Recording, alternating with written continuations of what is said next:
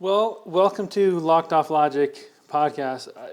I think this technically is episode five or four. 4 or 5. Very special guest today, one of my good buddies, JC McNaughton. And we worked together on a film called Sweet Molly that we're going to be talking about today. But welcome, JC. Thank you. Thanks for having me, guys. Appreciate it. Yeah, we're stoked to have you. We when we started the podcast, we just were like, well, we just want to talk about shit we like with inspiring people, inspiring stories. And Tyler's like, we got to have JC on here. We got to have JC on here. And it was like, oh, yeah, no question. So anyways, why don't you give us a little breakdown of who you are before we start? Just introduce yourself. How much or how little you want to tell the world about yourself? Okay, so JC McNaughton. I'm currently a writer and director is my main focus right now. But I don't know, the other things I'm trying to tackle is I have a job right now at Crumble. And so I'm making all those flavor videos you see drop every Sunday, so I do that. That's my job right now. It's full-time, which is also a lot of producing and other things for them. But yeah, what I'm trying to do is be just a full-time director and writer, and that's what I've been doing for about the last 10 years or so, and just trying to climb that ladder. Very cool. Well, JC and I met, has it been 2 years? It's not been 2 years. Has it been 2 years? It's been 2 years, yeah, because Oh, I've shit. been at Crumble. I just had a 2-year mark. Just Oh, shit. So it's earlier been this month. longer than that. Yeah, on the 3rd was 2 years. Okay. So, yeah, so we met at Crumble and November. November. So it would be a little over 2 years. Yeah, because I was there for about 6 months, just kind of building out a larger commercial side of things Right. with them, and we did one bigger size production when I was there. But JC, that's how we met, and of all of the applicants, it was like, oh, this guy's good. He is different than everyone else, and his work shows it. No offense to all of the other applications. They're all going to be watching this, dude. Every single one of them. The guy that took my job. I mean, let's be honest. There's a reason you didn't get hired. No, but JC was very, very talented and more in my language of filmmaking and style. And so immediately I was like, JC would be super valuable here. We should have him. Right.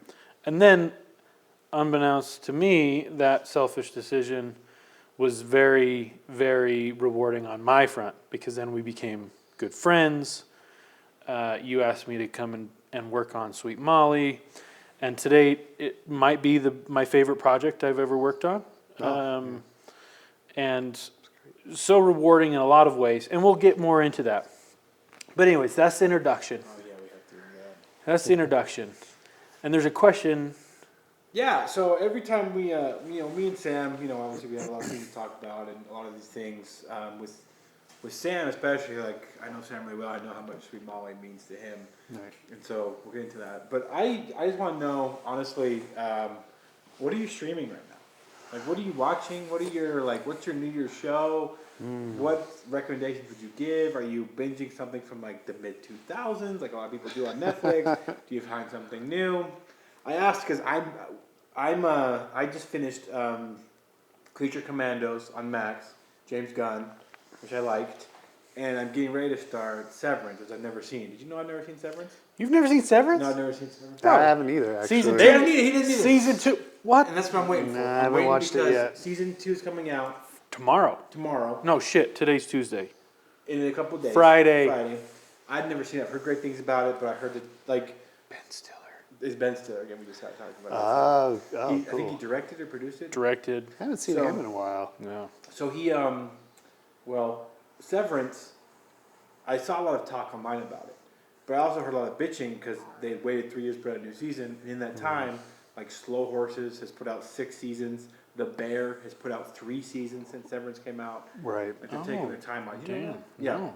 So people have been waiting for it for a long time. Now it's finally here, so I'm excited to stream it. So I want to know, like you, like a director of film, a director of short stories, what are you streaming right now that you're enjoying and that you can recommend to the rest of us? And if it's not streaming, movies. Yeah, what Right. are you watching? What movies? That's such a huge question. There's so many answers I could give to that, to be honest. Perfect. The one that I recently finished with my wife was What We Do in the Shadows, the TV series on Hulu. We also watched the movie, but I just really sometimes I just like to sit down and just watch a really good, comedy. And that one's like really up there for me as far as comedy. Yeah, it is so funny. No way. And it's a comedy. It doesn't sound like a comedy. Oh, dude, you would love that shit. Yeah, What's it called? It's called What We Do in the Shadows. Who's in it? Jeez, I don't even know their names, to be honest. Sounds like something. Well, Doug Jones is in it, Okay. which I have had the pleasure of meeting and everything. I met him this last year, but he's a great guy. But he's in that film or show, not the actual movie, but he's in. He must be in season 2. No, he's in 1. He's in season 1. He's the Baron in season 1, Oh. and I think he's in every season, at least a little. In every one. Yeah. Yeah. I haven't seen season 2, but I have season 1. But season 1 was like when it first came out years ago. Right. Yeah, Doug played that role, and I actually didn't realize he was even in it until I started watching it, and I was like, is that Doug? My wife's like, I think it is, and we looked it up. I was like, oh my gosh, I didn't even know he's in this. But yeah, it was a great show. And for those who don't know who Doug Jones is, which I'm thinking Tyler probably doesn't. I have no idea. He does a ton of stuff with Guillermo del Toro, but like Pan's Labyrinth. I don't know who that is either. I could call that joke. Yeah, I know that. Anyways, This guy, the guy with the eyes. Yeah. He plays him. Yeah, he also did the Shape of Water, where he plays the Okay, I know who he is. I don't know what you call it, the fish fish man. thing? Yeah, the merman. Merman. Yeah, which is a crazy movie too. But yeah, that's what I've been streaming. And then I want to start. I haven't started yet, but I want to start. What is it called? American Primeval. Oh, yeah, it came out. Yeah. I've been hearing about that. Yeah, and that deals with Taylor Mormons. Taylor Sheridan. Taylor Sheridan. No, not Taylor Sheridan. It's Taylor Kitsch. Is that his last name? Is it good? He Well, was Sheridan. He was in the show last year on Amazon with him and Chris Pratt. Oh, acting in it. Yeah. Yeah, Sheridan's doing the show, right? I I'm don't pretty think- sure. Or I think so. Yeah. He was Gambit in that really bad Wolverine movie too. because isn't it the guy who did Friday Night Lights? I know who you're and talking stuff? about. That's Yeah. Taylor something. I want to Yeah. say Taylor Kitsch. Yeah, that sounds right. I'm not Yeah, sure. I've heard. No. But that's one. And then I don't know. Like I said, I could just. There's so many shows that just keep popping in my head. Like American Horror Story is one I really like. I like a lot of, not any of the newer ones, but I like a lot of the older seasons from that. And then a movie, obviously, I recently saw that everyone's been seeing and talking about is Nosferatu, which I'm a huge Robert Eggers fan. I refer back to his work, Ari Aster's work. I refer back to those guys a lot. Osgood, Perkins. Those are the kind of like filmmakers and directors that I been watching a lot of and do, especially when I'm getting ready to do a project. I kind of look at that. Brandon Cronenberg is another one. So I just want to read a text message really quick that just strung a memory. So JC's talking about Robert Eggers and Nosferatu, and my buddy the other day. Oh, if I can find it now, it's gonna be gone. But I think this is nice. We spent like last episode. It was what was it, like at least 3 minutes trying to find the letter, right? Oh yes. Yeah. Did you keep it in there for everyone to watch? Yeah, I can wait. I can wait. Yeah, you can wait. What else you got going on? We're entertaining. What else you got? Yeah. Okay, I found it. So he texted me, "Have you seen Nosferatu?" And I said, "Not yet." He said, "You should check it out. Very beautifully shot. A lot of the tension reminded me of Sweet Molly in a way." So, your taste in It's very flattering, but I am light years away from Robert It Eggers. looks like Robert Eggers, too. I've seen him Yeah, because like he's Sam talked amazing. about Robert, and I've seen some of his movies where The Witch scared me shitless. I was like, oh my gosh, that was. I haven't seen The Witch. I don't think I will watch The It Witch. was. I watched it in the It's great. daytime. It still scared It's me. great. And then I watched The Northman, and I watched it with Sam. I was bored out of my mind. Oh, I was Yeah. like, this sucks, Sam. Like that was not anything what it was marketed as. Like I thought this was gonna come in like this guy, this Viking god, like taking through Iceland. There was none of that. I loved Yeah. it. It There's was none of it. so good. And then That's pretty badass. Them scenes were pretty I badass. was Yeah. very. I really enjoyed The Lighthouse. Yep. The Lighthouse was good. But I'm always mixed on Robert Eggers. I know, like, he's always like, he has a lot of big fans. And for, like, Yeah. I think a moviegoer like me, who's not as experienced as either of you two, like, something like The Northman, I was like, I can't get out of here fast enough. Yeah. Like, halfway through, I was like, this is not what I expected. How do I get out of this theater? Which is fine. You end up being fine. It's a good You're movie. right. Yeah. I would definitely suggest you to stream it. You know, Right. this thing where it's like, you watch it in theaters, you stream, you skip. I see. I stream that, personally. I see. Yeah. Honestly, Yep. Nosferatu, I'd say go to theater for sure. I've heard really good things. Yeah. Yeah, that's great. I mean, obviously there's people out there that weren't as big fans of it, but it's a taste thing, right? That's kind of the beauty of art is it really is just up to you, you know. Yeah, super subjective. Super subjective, and so, but I just like the way he's very visceral with things.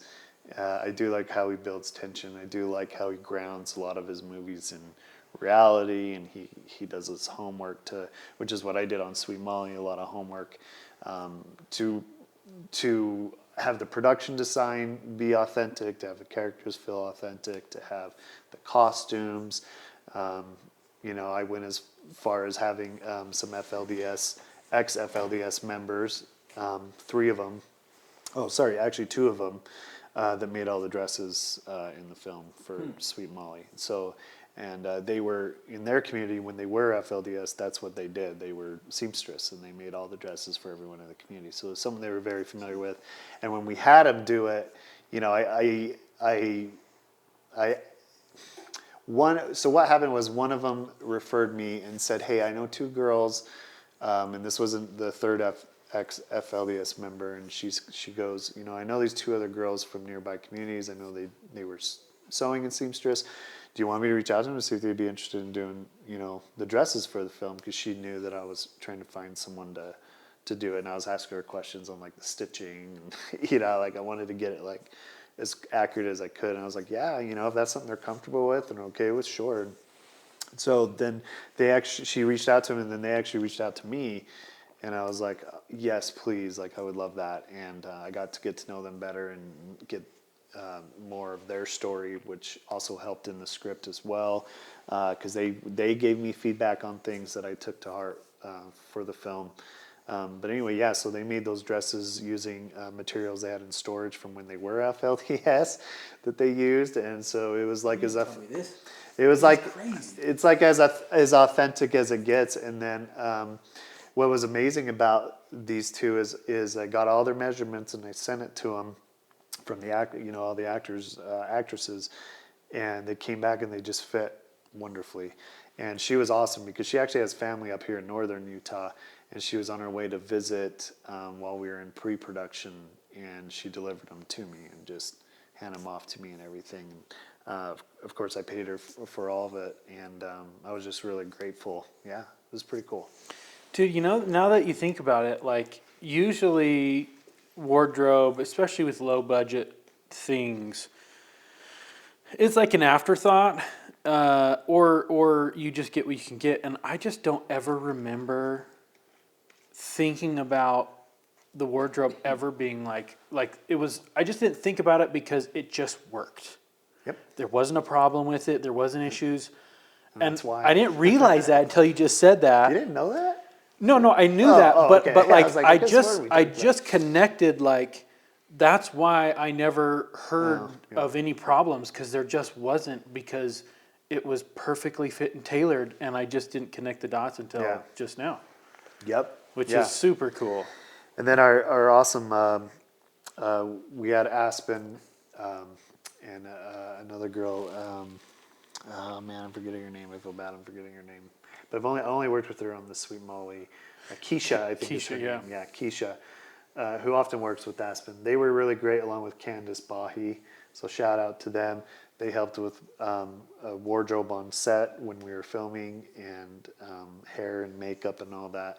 And Candace was kind of in charge of the hair, and Aspen helped with it a lot. And they actually watch videos online, because the FLDS have videos online on how to do their hairs. You know, that people, I don't know how it got online. I don't know if they posted it to YouTube and it just stayed on there, or someone, I'm not sure, but it's on YouTube. You can find it. And Because I think they have like literal like training books. yeah. And so I was like, I sent them videos. I'm like, hey, if you want to know how to do the hair for the film, this is it. This is right from them, you know. And yeah, when they came to set, they knocked it out of the park, and all the hair looked awesome. And yeah, it just felt like I was hanging out, you know, with actual members. Yeah.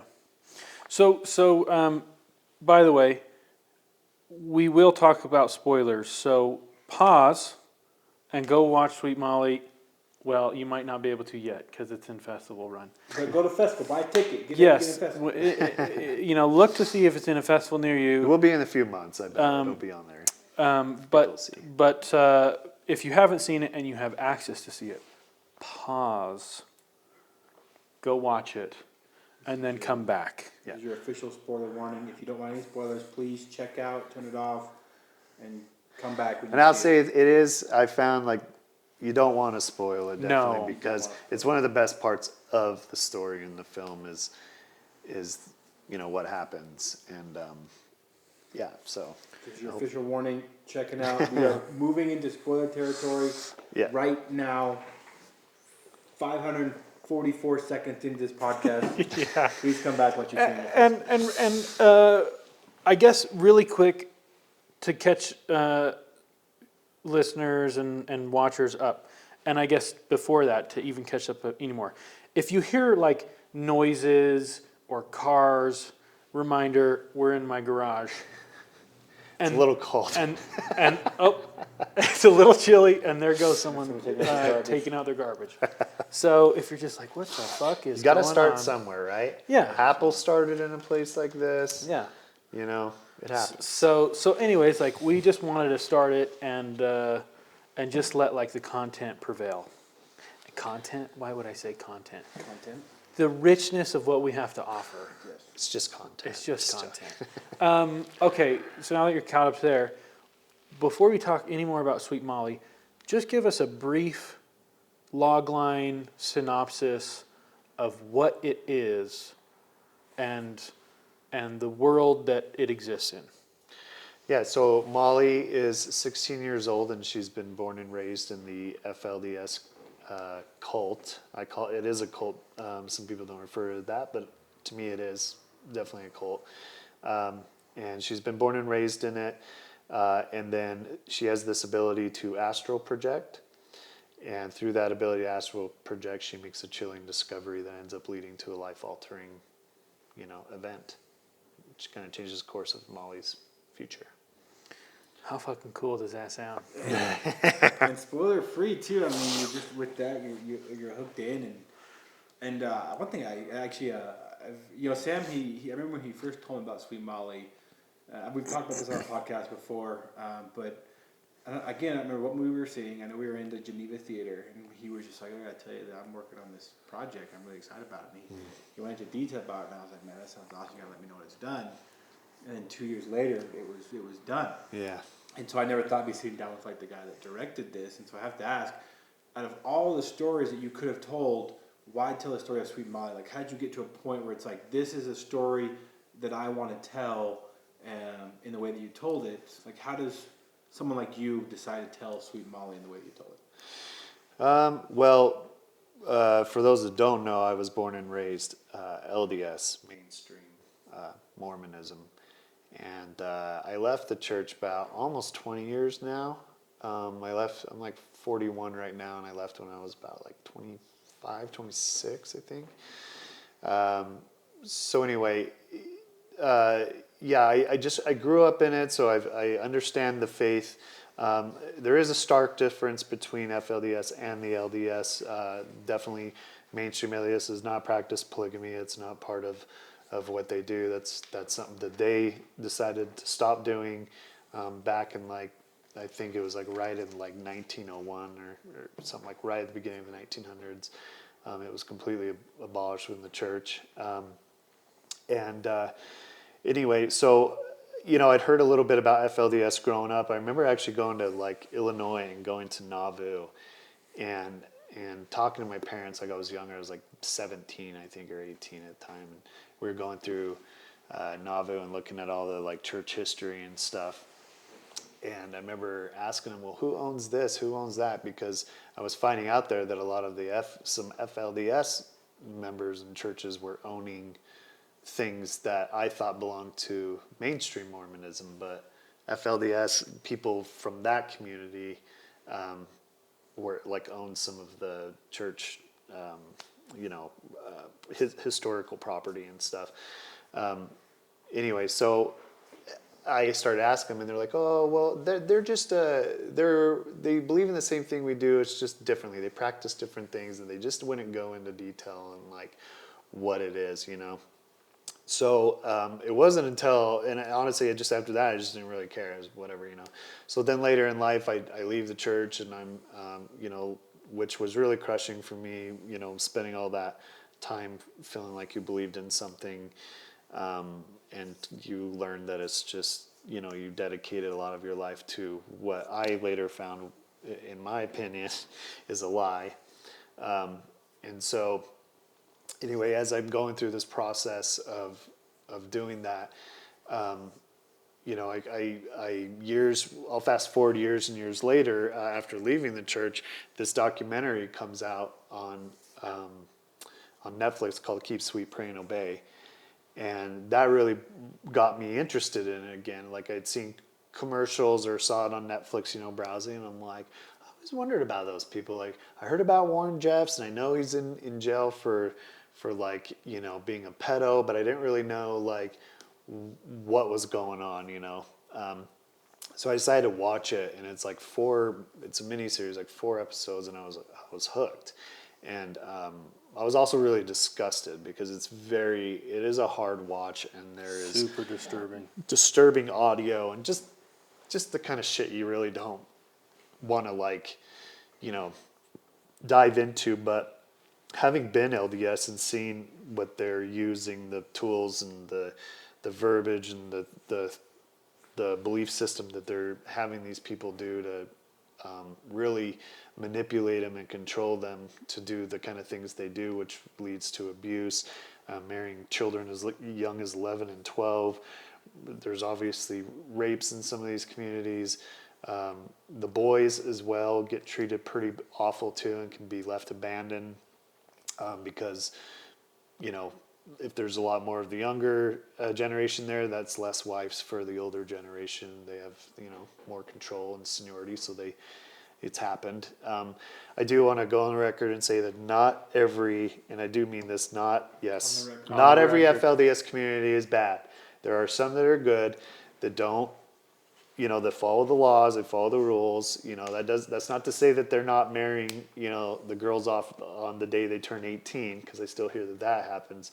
But at least they're not, marrying off children and stuff. Could there still be stuff going on? Absolutely. I think that's in anywhere in the world, in any family or religion or profession. There's always that.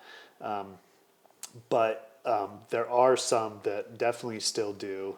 And we have evidence of this. We had someone arrested not too long ago, Sam Bateman, who got arrested for trafficking young girls that were wearing wedding rings, and they were like 12, 14. Anyway, that wasn't that long ago either. So it's still happening. And here's the thing that's interesting, is that you've got over 100, from what I heard from the ex-FLDS member I talked to, there's over 100 different sects out there, which means that there's like 100 different communities with their own bishops, their own rules.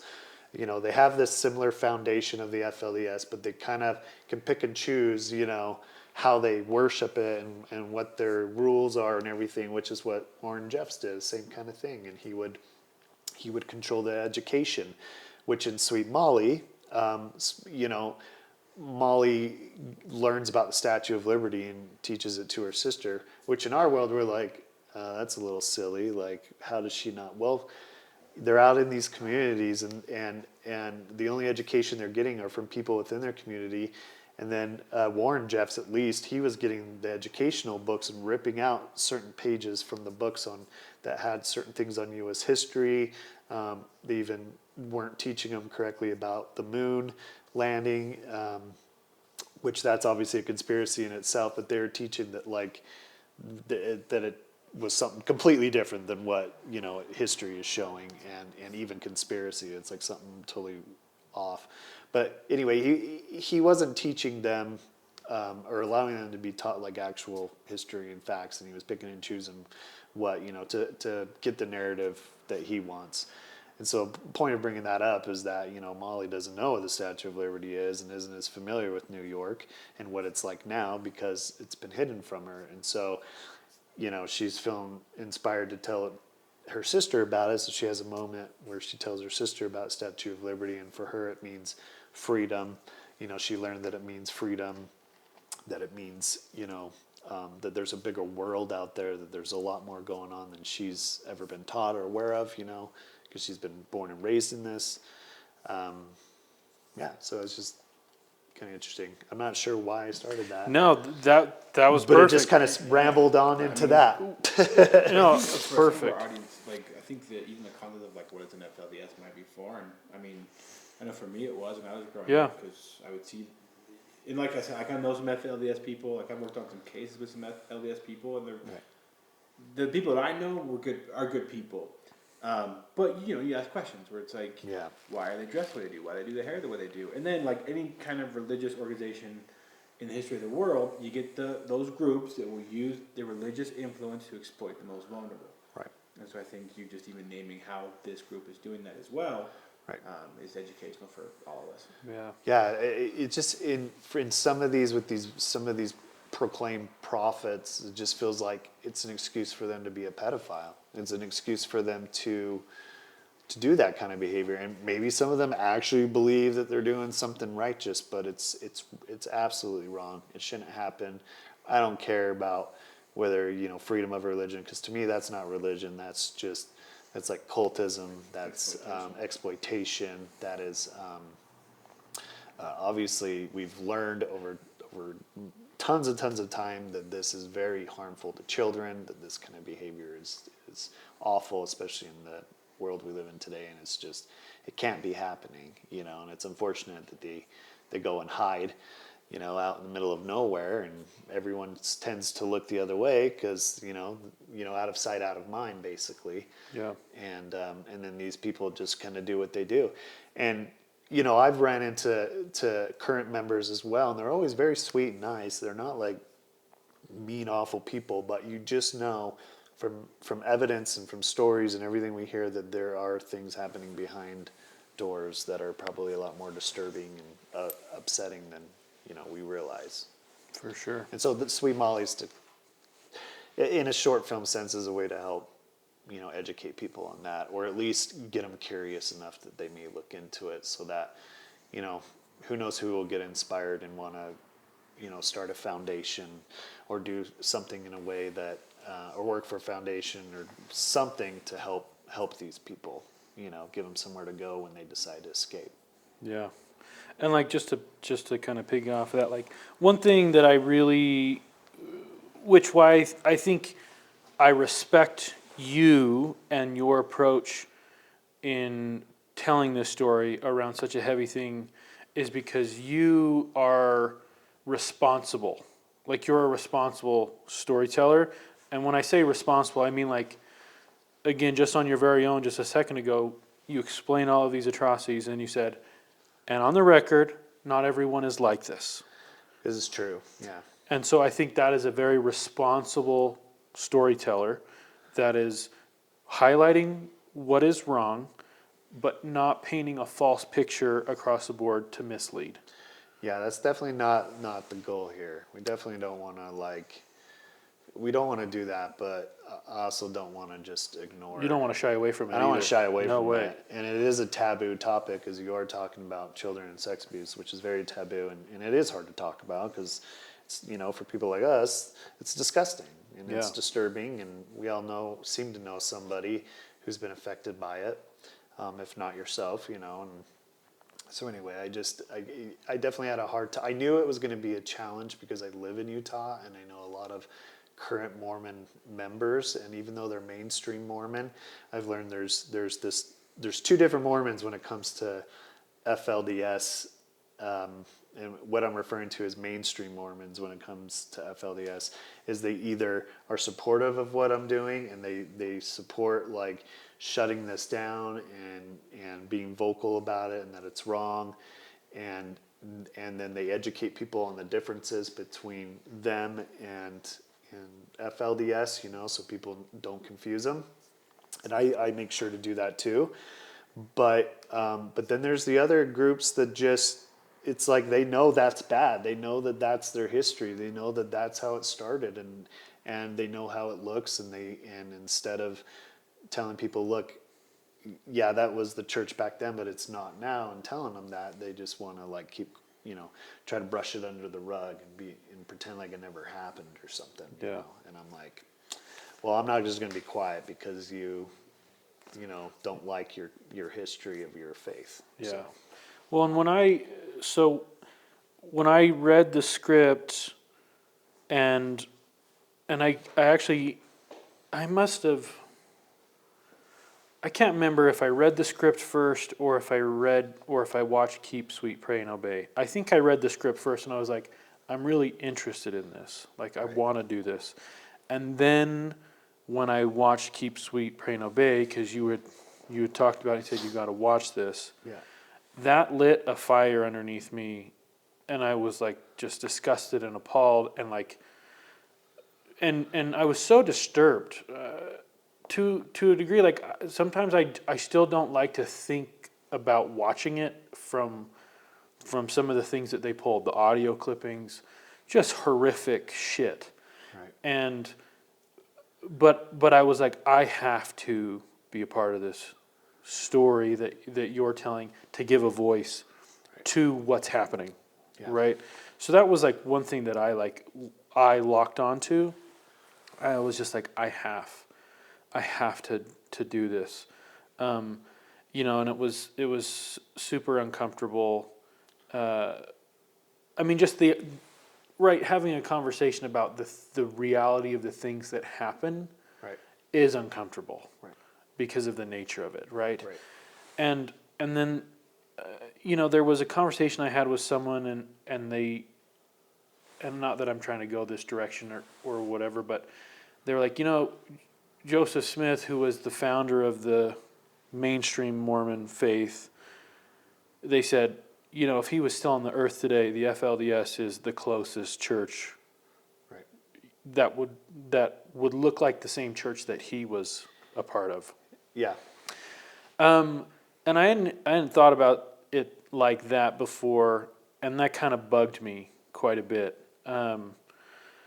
Growing up as a member, as a Mormon, and not a practicing Mormon currently, but I have friends still within Mormonism, and family members, and there's a lot of good that still exists there, and I love and appreciate that. But the history behind the reality of where this come from, like, it's all there. It's there, and there's facts, there's evidence, there's a lot. So, and when you do the research, which is why they tell you, don't do the research. Don't look up the church. That's of the devil, and it's like, well, because you'll lose members if they do, because they're going to learn just how false everything is. At least I did, right? So I know it's controversial, and it's very controversial what I'm talking about here, but to those that are Mormon, I still love you. I still respect you. I still have family that is. I don't hold any grudges or judgment towards you. If it works for you, it works for you, But for me, I feel like I found the truth, and I don't want to dedicate my life to a lie. I would rather, find a better relationship with God. For sure. In a better way, in my opinion. So. I think that's a mistake. I think a lot of religions make is that because every single one has like these bad secrets. Like the Christians lynched African Americans. The Catholics have and still do abuse boys. But a lot of I think major religions are acknowledging the sins of their past and being like, look, we messed up. Right. It wasn't justified. It wasn't inspired. We just had some bad eggs. Right. And I think the Mormon Church, which I'm still practicing Mormon, so like even this is a little controversial. Is like we need to accept that. Where it's like, look, it wasn't like times didn't change. We just had some people that were bad that used their influence to do bad things. Right. And it affected real people. So like that's why I love like what you guys did with Sweet Molly. Is I saw that documentary as well on Netflix, and it was very educational. It was very. I learned a lot. But I wasn't as affected by that documentary as I was by Sweet Molly because you learn about it and it's obviously horrific and you're like, oh, this is awful. I can't believe this is actually happening. But then Sweet Molly actually puts you into somebody's shoes that's going through it. Yeah. And I think that was it's what that piece of the movement was missing, which is why I was so impressed by Sweet Molly is because polygamy, FLDS, all these different things. There's been 3 or 4 documentaries, miniseries on this. And even like some of like the more out there, maybe like they weren't polygamous, but they were trying to be polygamous. What was that show on Netflix Hulu a few years back with Andrew Garfield? Yes. Under the banner of Under the banner of heaven, which actually I say the prophet does say he says that we'll be married under the banner of heaven. There you go. Yes, that's it. That's what I was thinking about that. I thought that was really well done. I thought Andrew Garfield did an amazing job in that. Very disturbing on a lot of different levels, and. Like it's these people who are inside of the church corrupting it, going and wanting to practice these certain things, practicing abuse, justifying the abuse. Yeah. But again, I really enjoyed watching that series. You're following the detective. And for a little, you're kind of in the family, the Laffertys, I think is who they're called. Yeah.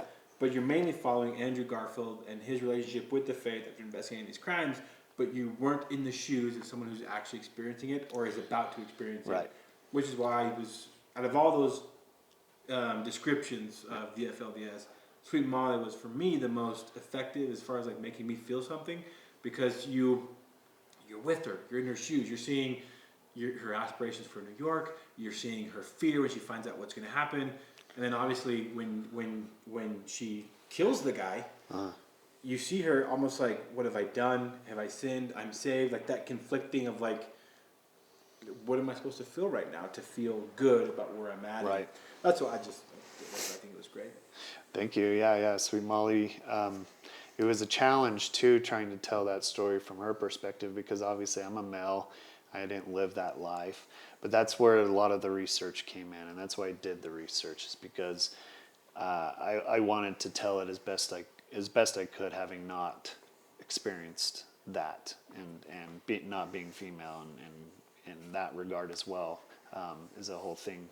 And so I just really wanted to tell it right. So I got their stories. I got as best I could. Obviously, there's so much more I could have probably added. There's things maybe I could have changed. I mean, obviously, there's only so much I can do having not experienced it. But I did the best I could with all their feedback. One funny thing I'll mention about feedback that was just so small, but I loved it and put it in the film. She goes, hey, when they're at the table drink and the prophet takes a drink, or not the prophet, sorry, Molly's father, Raymond. You know, at the beginning of the film, we see them in the kitchen, you know, kind of at the dinner table, waiting for dinner to be served, and he's drinking a glass of milk, which wasn't in the script originally, but I put it in there because she's like, oh, hey, because they're part of the ranching community, they always have milk. They're always drinking milk. They're always stocked up. Every time you see them drinking milk. And I was like, oh, that's a good idea. So maybe I'll have them, you know, drinking milk in the film. She's like, yeah. She's like, I think that would be kind of funny, because if any of them actually see this film, anyone that's left, or may even still be in there if that was possible, that they would get a little kick out of that, seeing that. Because it's so close to home. It's so close to home, and those are the kind of little details I was trying to focus on and get out of them and stuff. Even the way the house looked. That's why I picked that location, which that's a whole nother story. But yeah. I think those little details matter. Like Sam and I were talking. This would have been 2 weeks ago. I forget what episode. I might turn on this little heater. Yeah. Do your thing. The movie Logan. Yeah. which is my favorite movie. I don't know if you're a big X-Men fan. No, I love that movie. That was Okay, great. We got another X-Men fan. Yeah, dude. We got another Logan X-Men was fan. great. Another Logan. Was a great movie. So we spent, I don't know, 2 hours talking about Logan. Right. And we spent at least 40 minutes of that talking about how X-23, because they did their research on what a little girl who's been through trauma acts like, how it's just a near perfect representation, except for maybe the adamantium clause, of a survivor of trafficking. And I was telling Sam, I have so many girls who have seen that. It's like, that's my story. I feel seen by that story. I need to go back and watch it because when I saw it, I wasn't tuned into that very much. Yeah. So yeah. now that I am, like, I should go back and watch it. I didn't even put And that it's together. and the actress that played her, and this is not a Logan. This is I'm getting to a point with what I'm about to say. It's not a Logan podcast. However, yeah, you should be. But Daphne Keane was so great in that role, portrayed that role so well. she was great. And I was so impressed of and especially it's so young. Right. But when Sam sent me the casting of Sweet Molly, who was going to play Molly, I was like, I know her. I saw her in Law and Order. She was Rebekah. and she played a very similar story in Law and Order, where she's the daughter of some religious nut who's like a survivalist, prepper, and he gets violent and believes the cops are the devil and holds her captive, abuses her, beats her, and at the very end she dies in that, and it's a very emotional episode of Law and Order. And I was like, I know that actress. How did you find her, Becca? Becca is her name? Rebekah. Yeah. How did you find her, and how did you get her to sign on to be Sweet Molly? How did that happen? Yeah. So Rebekah Kennedy, she's great. I met her. Incredible. She's a really good actress. Shout out to Rebekah. She's great to work with. I met her back in 2021. I got into Film Quest Film Festival in 2021 for a little slasher short film I did. It was like my first real short film ever, and it was just like a fun slasher I did with some friends. Anyway, I got in there, but her feature got in there, and she actually won. I believe she won Best Actress that year as well at Film Quest. But her feature Two Witches, which is a horror film by some guys, Pierre and Max, which are great dudes.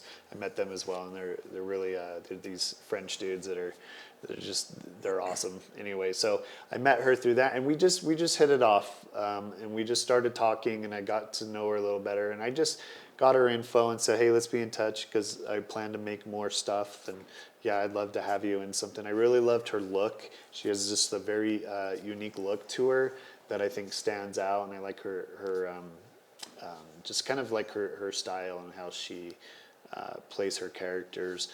And when I started writing Sweet Molly, I didn't actually have her initially in mind at first, but I honestly don't remember how she came into my head for it, but she did. At some point I was just like, oh, Rebekah would be great for this. And so I reached out to her and sent her the script, and yeah, she was like right on board, and it was awesome. And honestly, that was my first time doing a project at this size, and I didn't know how complicated. I knew about SAG, but I didn't know how complicated SAG. The SAG union can. They're great. I think every actor, especially if they're really big and working, definitely need to have it. But it just made it hard for me as a low-budget filmmaker because it just creates all these things. But it was worth it to have her in it, and as well as Tom. He was SAG, and Jennifer, and so in the end it worked out. But yeah, it was a beast. Oh yeah. Well, and like. But yeah, she's great. She's great. Yeah, and like going back to an experience that I had with Rebekah is, and I've said this, but like Rebekah's like an actor's actor, you know, where she walks onto set and she does her thing, and you go, oh, she's a professional. Yeah. Right? And there was this super, and it's a heavy film, right? Sweet Molly's heavy. There's a lot of heavy things. And there was this moment towards the end of the film when she's, I guess middle of the film, when she's escaping. Right. And we do this move to where her back is up against the wall, right, on a fence.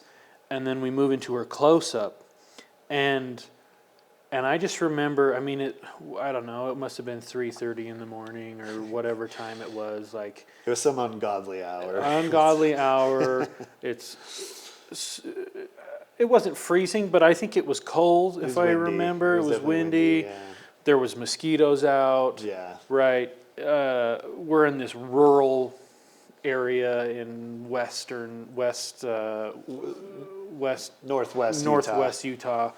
Anyways, like, and it's this moment, and I have the camera on my shoulder, and I'm sitting in front of her, and it's a wide angle lens with like some diopters, an adapter just it magnifies and gets close focus. So like literally, I'm here with the camera.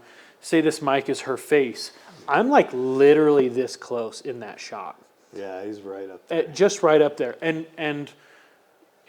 when you see the shot, you don't realize I'm like right up in that moment. But the combination of that lens with the diopters just was a way of getting into this intimate moment with her. Great shot. And just being present with her. But I'm sitting here just like this, and it's just dead quiet. There was like an emotional, I don't know what other word to call it, but like reverence, where everybody was like, we know what's going on here emotionally. We're not talking. We're not being loud. We're giving the space to this moment. And I was just sitting there as she is just she's going somewhere. I don't know where she went, but inside she went somewhere to go in there, and she's just like quaking, and tears are welling up, and she's fighting that. It's not like she's trying to cry and just let it all out. Like there's something there on the edge that is just bursting, waiting to burst, and she is holding it back as much as she can. And it just comes across so emotional in that moment. And I remember we yelled, or you yelled cut, or someone yelled cut. And not yelled it was just cut. Well, and I'm sitting there, and I go like this, and I turn and I look at her just for a moment, and there's just a pause, and she goes, "Thank you." Yeah. And then we moved on. And Well, I don't know if you knew. Maybe you don't remember this, but I didn't have it in the storyboard, in our shot list to get that shot, and I know we were running behind on time. I was like, all right, we were done. We were going to move on to the prophet out front with the father, but I was like, we're done. And Rebekah comes up, and she told me, she's like, I'm just really like emotional right now, feeling it. I'm like, we should get something like up close, like, and get this emotion. And I was like, and I remember looking at my watch, and then I look at my first AD, Josh, who's awesome, and he's like, yeah, let's squeeze it in, And I was like, let's do it. And then Sam, you were like right on board. I think she'd actually talked to you first, and you tried to. I think she talked to you first to get you to talk me into it, because I was wanting to move on for a minute. I'm trying to remember exactly what she would probably remember, but I just remember it was her call initially to want to get that shot, and I was happy we did. I was so happy we did. And I don't remember She it did clearly, awesome. but I think I also probably,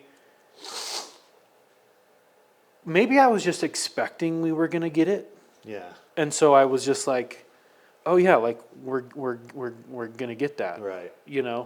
And maybe so I was just like, of course. yeah, maybe you didn't know, maybe you weren't sure of that, but yeah, I was about ready to move on. Oh damn, yeah. It was her that said, no, let's do this, because she was emotional on the fence in that wider shot, but I didn't have it planned. I was just gonna in the film cut there, but Yeah. she was like, let's do this, and I said, why it can't hurt if we got time. Let's do it. Yeah. But she knew, the point is that she knew what she was feeling. She knew she could give us something visceral and real in that moment.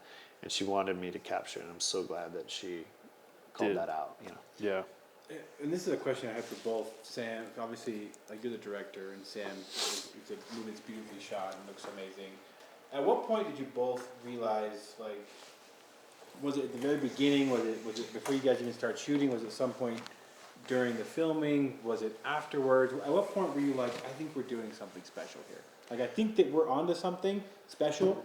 And maybe you guys, like, let me know your thoughts, because I the more I've talked with them that have done special things, they always have a moment where it's like, at this moment I knew that I was doing something special. I didn't realize how special it was be, but I had this feeling of, this is special. I can tell you when. Okay. Let me before you answer, I'm gonna tell Sam the answer I think Sam would give, but I know he's not. But what I'm getting at is that for me, the moment I felt that Sam really realized, holy shit, this actually is something great, was when you saw the first cut. When you came over and like, I think you did know like during filming, but probably had, in my mind, I felt that maybe you might have had like some hangups or some, well, you know, we'll see. And then when you actually saw it, I think that's when you're like, okay, we got something here. So I do remember the first cut, and I was like, fuck yes. Like, You're like, It's on its way. yes, I was like, this shit is good. And I'll still stand to it. It was the day after we wrapped, and I was talking to a camera assistant at a rental house, and I said, hey man, I know maybe this comes across as arrogant, but this shit is some of the best that Utah has ever produced. And I still stand by that. I mean, I'm trying not to be biased, but genuinely, I think it is. But the moment for me when I knew that this was it was like 5:15 a.m. the morning I read it. Oh, that's right. that's cool. I read it. You told me that morning Tell too. me, at work. put me there in that scene with At you. Crumble. Yeah. Was it Crumble we were there? Yeah, he told me at Crumble. Yeah. So JC was like, hey, I got a script. Would you mind reading it?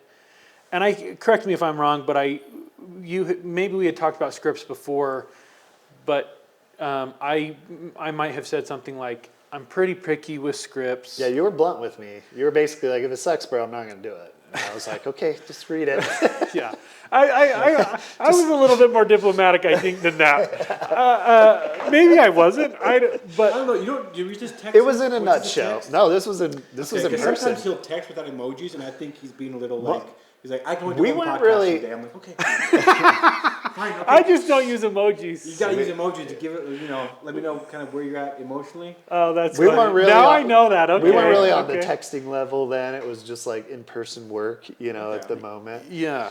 Yeah, because I was only a few weeks in at the and- time. 15 in the morning. Yeah, because I get up early. I get up at 4:50. And you too? You were.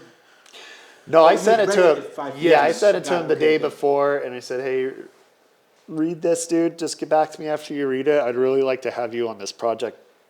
And I said, excuse me. And I said, I'm trying to prep for a GoFundMe, or not a GoFundMe, but a Seed and Spark, like a fundraising campaign.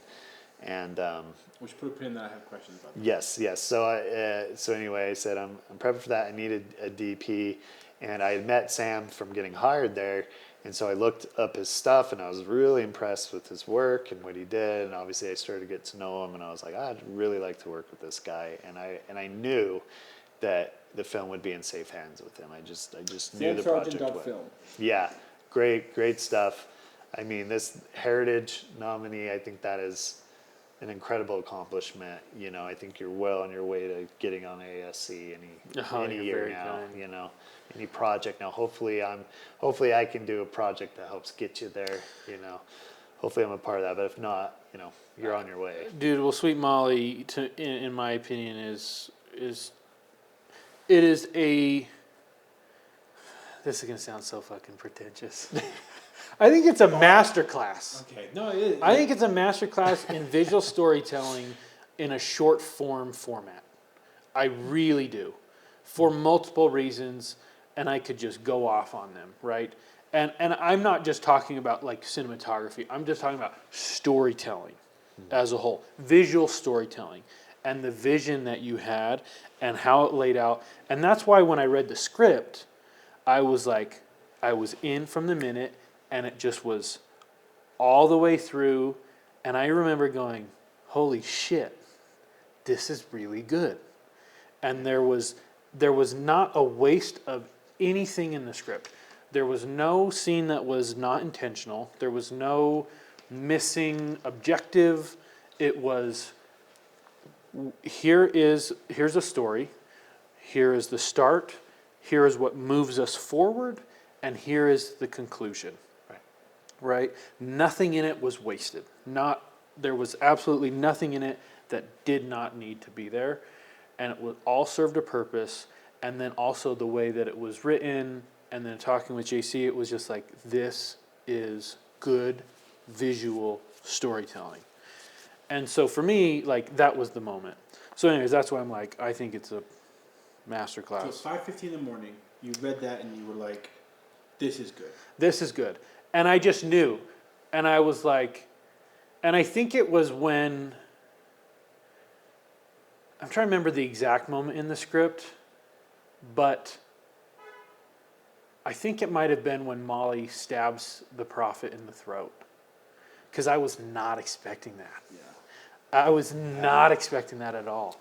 And when it happened, I was like, oh shit. And then I thought, damn, is that too much? And then I was like, no, this is it. Yeah.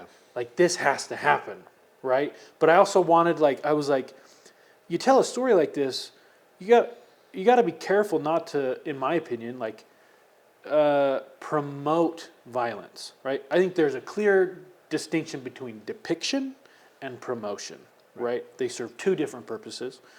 And so I was like, I don't think he's promoting it. The script isn't promoting it. But if I take this on, I have a responsibility as a filmmaker who makes something that goes and influences other people. I have a responsibility to make sure that I'm not promoting something that could have serious consequences in real life. Yeah. And so I was like, if I take this on, and if I'm the right person, and JC wants me to be on this project, and I'm serving his vision, I want to make sure that I'm handling that responsibly, right? But it might have been that moment. And there was a little, I mean, I knew I had to do it. And then there was like a little fear inside of me that was like, can you do this? And that's when I was like, I'm in. Because if it scares me, I got to fucking do it. Yeah. So anyways, that was it. That was like the moment. And then just as continuing and then watching Keep Sweet, Pray, and Obey, that was like gasoline on the fire. Yeah.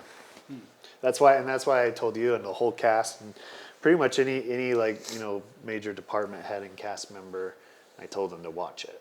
I don't know how many actually did. I know a lot of the cast did and you, but I just wanted people to know that they were going to be a part of something, bigger than just like another project. I wanted them. It's not like it's this big thing, but I wanted them to know that you're being a part of a project that has more than just entertainment value, that you're actually helping to promote a message, promote some education on things. So. And I also want to, and correct me also if I'm wrong at any point with this, JC, but and here's why I also think Sweet Molly is so good, is like up to this point, JC's career has not been as a filmmaker. He has lived a whole nother life, right? Not that he hasn't been involved in consuming or working on other projects, right? But like this was the first time he had undertaken a project like at this level, in this structure, in kind of like a quote unquote like correctly, if you want to say that, produced functioning film, where there's a process from start to beginning, there's department heads, there's crew members, there's scheduling. There's a lot of learning for me, dude. I learned a lot through Sweet Molly. And the fact that this is like, JC had done a few other small shorts, but they were like kind of run and gun at home. type thing. The first short correct film me if I'm wrong. Yeah. Well, yeah, the first short film I did was me, my wife, and 2 of my friends. And we shot it over 3 nights at my house. And I spent $500 on it, and like 200 of it or so was food for everybody and pizza. And that was it. And I shot it over like three nights, and I actually wasn't making it to go into film festivals. I was making it for like a Jacob Owens Halloween competition thing for fun. And he had a strict rule though for that year that the film couldn't be over 5 minutes. And when I started editing it, I'm like, I'm over 5 minutes. And I'm like, if I try to shrink it, it's going to be shit. So I was like, screw it. So I was like, I'm not going to do the competition. But then I showed it to people anyway, because I was like, I took the time to do this. What do you guys think? And people just seemed to really like it, for what it was. And they're like, you should put it in some festivals, see what happens. I was like, how do I do that? And then I just kind of learned from there. And then I got hooked on it, and it got really good reviews at the festivals it went to. And I thought, you know what, I can do this. I can do better than this. I can go bigger. And I've always loved it so much, and I never thought I could do it. I never thought I could have done something like Sweet Molly before. But that whole experience kind of showed me that I could, and I thought, I've loved this ever since I was a child. I'm like, I feel like I have this like knack for this kind of thing. I want to go for it, and I want to start it off on the right foot, and I want to do something that matters, with it, not just for strict entertainment purposes. Yeah. Well, and the reason I bring that up is there's tiers, right? And it's not because one is less or more than the other, but there is a difference in tiers in filmmaking, right? And the higher the tier in moving pieces, it just gets more complicated. I mean, we already talked about SAG. SAG's a whole beast you have to worry about. Yeah. And it's just these things that get in the way of the artistic side of telling a story, right? There's just all these new barriers, these new hoops, these new logistics, these new rules that you have to follow. And so like Sweet Molly was a whole new ball game in that regard for how you structurally have made a film. Right. And to have what it became, like you would never guess that JC had never been on that type of tier level production before. Wow, man, I thought you've been doing this for like a decade or some shit. No, dude. No, I stand corrected. I left being a police officer when I was it was 10 years ago, right, is when I left. And I'd been in for 10 years. And so I've spent the last 10 years getting up to this, which started off, just doing like corporate videos, and I was doing weddings, and then I was doing like short docs for things, and I was doing commercials, and then I was doing music videos. And now I'm at a level or a point where I'm like, I now know what I want to do, and I feel like I know my craft, and I'm still learning it, still perfecting it. But I learned that this is what I want to do. I want to do movies, and I want to tell stories, and I want to, my brother's kind of the same way with his art. I don't necessarily agree with everything that he does with the messages in his art on everything, but some of it I do. But I think that just kind of comes in our family. We want our art to have some kind of meaning, some kind of purpose, and I want my stuff to be either thought-provoking or just make you open your mind. I like tackling topics that maybe people don't know of, that it may help them to research, which is what Sweet Molly came out to be. So was your moment when you saw it post, like after everything was shot and you cut it out, was that the moment that you knew that everything you worked on was special? That was your moment? No, actually for me, my moment was, it was when the script was done. I just knew I had a good story, and I believed in myself enough that I was like, if I can convince other people to believe in me, because I didn't really have much to show. I had this one short film that wasn't, it wasn't great. It's good. It's good for what it is, for a $500 budget and everything, a little slasher, but I didn't have much to show, and so But I knew I could do it, and I believed in it, and I knew that the story was good. And I'd always heard, always focus on the story first. It's the most important thing. It has to be. And a lot of studios these days don't do that. They're trying to get the IP as quick as they can, and they're rushing these scripts out, and they're shit, and people are noticing. And so, I took my time on it. And so I guess, Sam and I talked about this on our episode when we interviewed him. It was a great episode. Go back and listen to it. It's really good. Like you talk about moments, right? And how there's this podcast I listen to called The Weekly Planet where they talk about moments that kind of fall dead. It's called the show is on moment.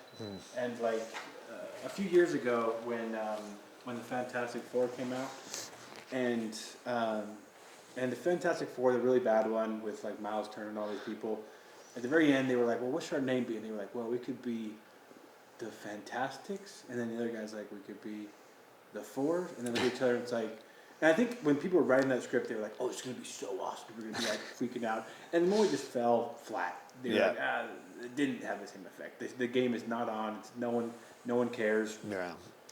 Me and Sam were talking about in our Logan episode where at the very end where Laura, when Logan died, she flips this cross to an X. And I listened to this podcast. I don't know if I mentioned this on the podcast. I probably didn't. But how James Mangold was talking that they were very nervous about that moment to where they didn't want it to come off cheesy. They didn't want it to come off like just like, oh, you make this amazing masterpiece and you ruin it with like this cheesy moment where this little girl switches across to an X. But the moment was impactful because of the way they told the story and how the whole movie shows you the cross doesn't represent Wolverine, the X does. Right. So your moment at the very end where, obviously as someone that consumed the film, I didn't have any part of making this, I just watched it at a film festival, and when the moment happens where she stabs a guy, I was like, holy fuck, like with the whole theater, clapping and cheering, and I was caught off guard because you watch the moment, you feel the intensity, you see Becca's performance, and then she stabs him. And we all kind of wanted that to happen, but we didn't expect, like you said, it to happen. And so I guess my question for both of you is, like that moment when you're writing the script, obviously it didn't fall flat. I'm assuming that's been a universal reaction. What is it like as someone who directs something like that to have that vision in your head where it's like, I'm going to take a risk here, and I hope it pays off, and I hope it doesn't come off as cheesy or foreseen or whatever, and to have a reaction like you got, I'm assuming that you got pretty universally where... Yeah, every screening, it's been great. At that moment it was in my head, now it's on screen and people are reacting the way I expect them to, or even more so. No, I wasn't sure. I mean, you have your friends and your family and close people that watch it, and they, like always say they were surprised by, and I'd get maybe a little audible, or something.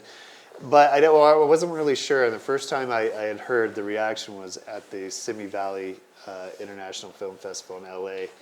And that's where I actually first heard the audible reactions. And then I even heard someone like yell like, fuck yeah, and I was like, okay, cool.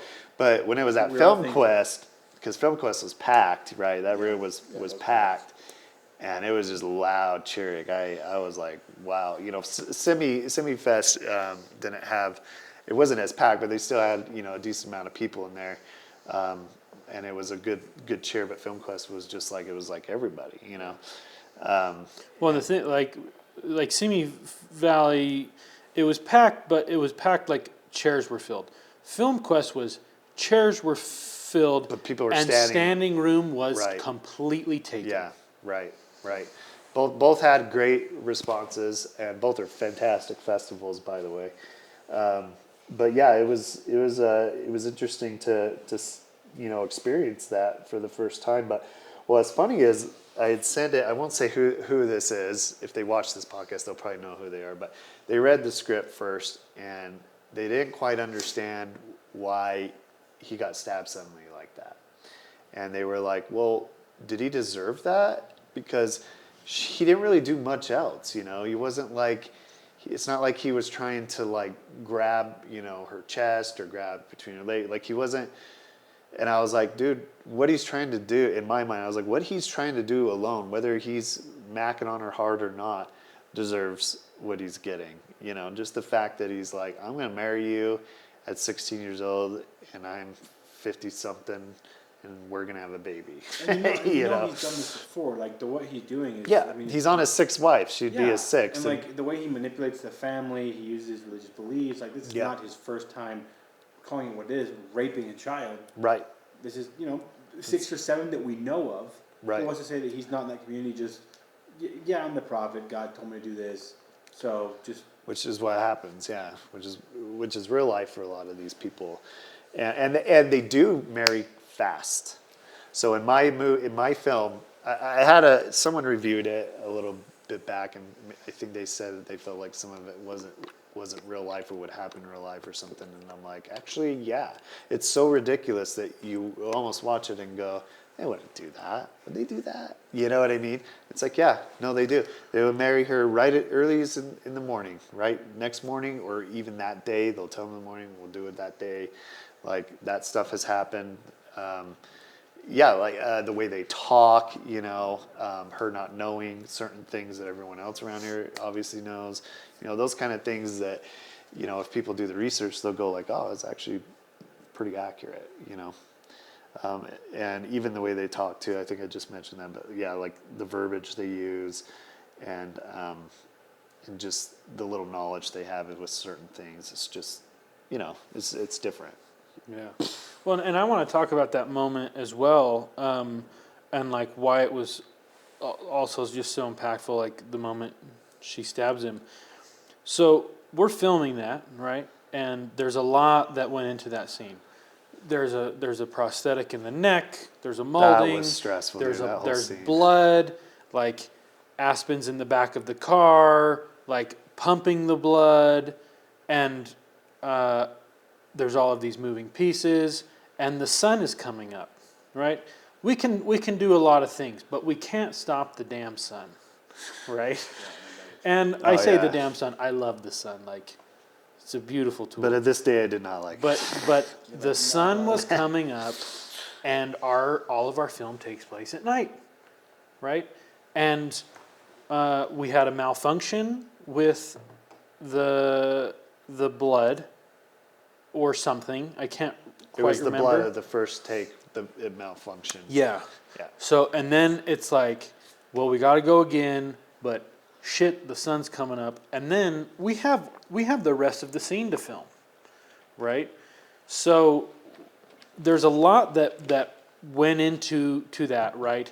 And we were rushed, and even on the second time around, there was blood, and there was the effects of it, but not like we had planned for, and that's the thing, is like we did tests on this, we did as much as you can do with no money, right? But like we did all of these tests beforehand to do all of these things, and of course, on the climax of the story, shit goes wrong, and it's like I don't know what else you want us to do. Like we fucking prepared for this shit, and it still goes wrong, right? And that's like filmmaking, and then you just have to go, okay, pivot. What can we do to make it in the can, right? So we just kept going, and then the sun came up, which changed the dynamic of the film, and then how are we going to readjust this? Anyways, I'm painting this picture because we're like, shit, this wasn't how we planned it. Is this even going to work? And is it going to work the way we wanted it to work? And so you go to the edit room and you put something together, and then you go, you know what, I think this works. This feels pretty good, but you know it wasn't what it could have been with all of the whatever. But you're like, you know what, like I think this works. I like it, or you don't, right? Whatever. But then you get into a full packed audience, and you're watching this film with people, and there's just this tension that is building and building and building, and then stab. And then people just erupt. Yeah. And you go, holy shit, it worked. Yeah. And then you're like, but was that a fluke? That's what I worried about at Semi Fest. Was it a fluke? Was that a fluke? We'll see. We'll see. And then Film Quest. Yeah. A bigger eruption, and you're like, holy shit, it really worked. Yeah, You know, and it's so rewarding, it is. you know, because you were a part of telling the story of this character and giving them a voice to which everyone felt a very visceral response to. Everyone's rooting for her. Yeah. Everyone's on her side. Everyone Yeah. is with her. You know, you're in the wrong scene if you do that and people start to boo. You're like, I gotta get the hell out of here. Well, what's funny is at the end of the film, you know, she's laying on the ground. Yeah. Or he's laying on the ground. The prophet's dead on the ground. People would ask, "Why did you have her run him over?" Yeah. People are like, "You should have run him over." And I just say, giving it to me. and I say, "I know, Dad's not good enough. but that's not the character. That's not Molly. Molly isn't, you know, trying. not bloodthirsty. She's not bloodthirsty. She did what she had to do, and she got away. And you I know? don't, and it's like, I don't even know if she really realized what she did. Yeah, it just kind of was I felt like, writing the character, I feel like in her shoes, she's just feeling like, this is a fight or flight response. This is my chance if I'm going to get away from this, because if I don't, we're getting married, you know. She obviously, throughout the film, you can see that her family isn't supportive, that they're not, you know, her mom isn't going to be there for her, you know, no one's looking out for her but her. Yeah. So, Yeah. Which, anyways, it was such a nice, rewarding moment. And then to have it with those two experiences in the theaters, then you go, oh yeah, what we did is special. And hopefully now that experience was so memorable for everyone in this room that they will walk away thinking differently about what's happening and what they may do to offer some sort of help or at least awareness, so that this thing is just no longer like under the rug, right? right. Well, what's funny is after Film Quest, after it premiered there, there was a writer there that I talked to that he went to like Walmart down this not too far and saw FLDS in their shopping, because that's what they'll do. They'll go out in these, you know, rural communities and stay there. And then whenever they need like certain things that they, you know, can't, you know, be self-sufficient with there, they'll go into town and run that errand and get a few things. And that's typically when people see them. Otherwise, you know, you're not going to see them. Yeah. So, and I just thought it was interesting how he watches it and then goes right, you know, to grab some things for his hotel room because he'd flown in. And he's like, oh my gosh, they're real. You know, Yeah. I'm actually seeing them in person. I just watched the film on you. You know, where before he'd be like, what is this? You know? Yeah. Like, they'd be clueless. Can we take a pee break? I got P2. Okay. Pee break. Okay, so I have a question. Yes. Okay. We had an intermission. We're back. Yeah, we're back. Okay, we're we're gonna back? take a little piss break. Yep. We're back. All right.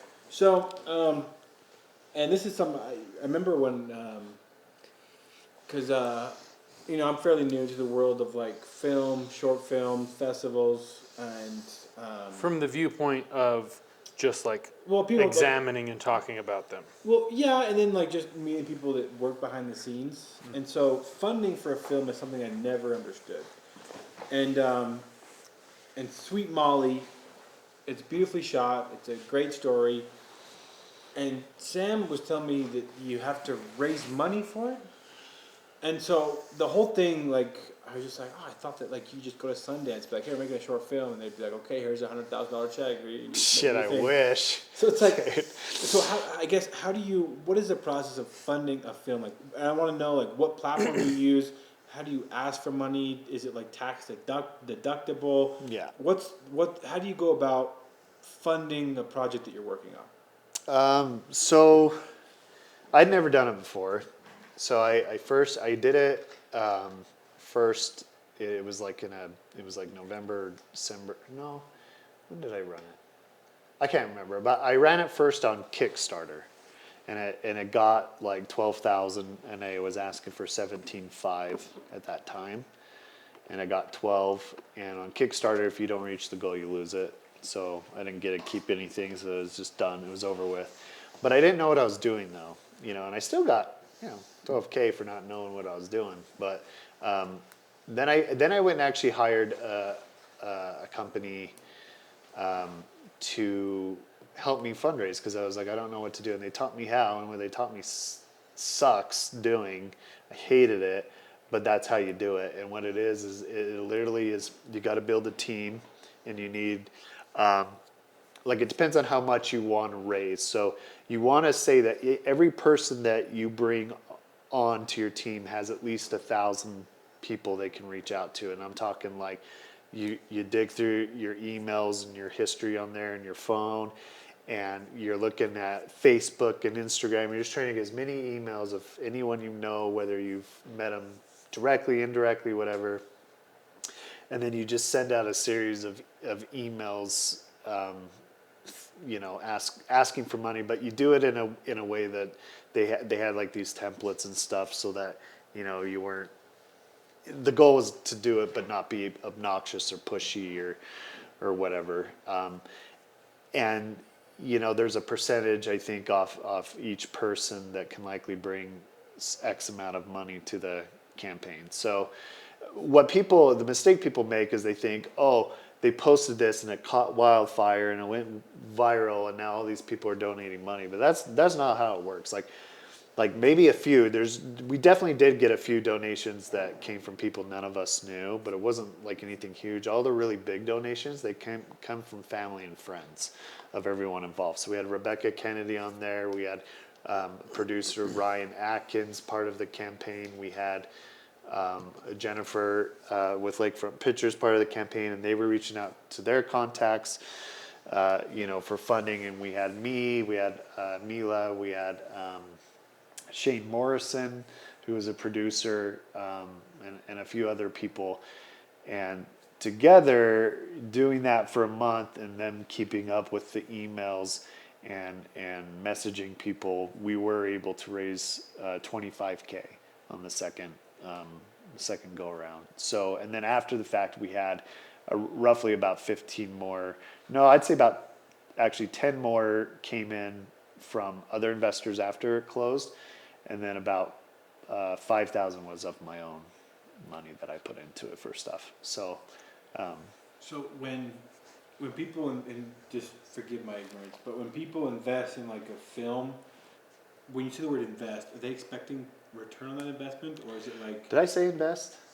Yes, Okay. but What I mean is contributors. sure. So like Because in this case, it was like this is to support art, to make it. yes, Right. Some may invest not for financial return, but invest in the filmmaker's future or Yep.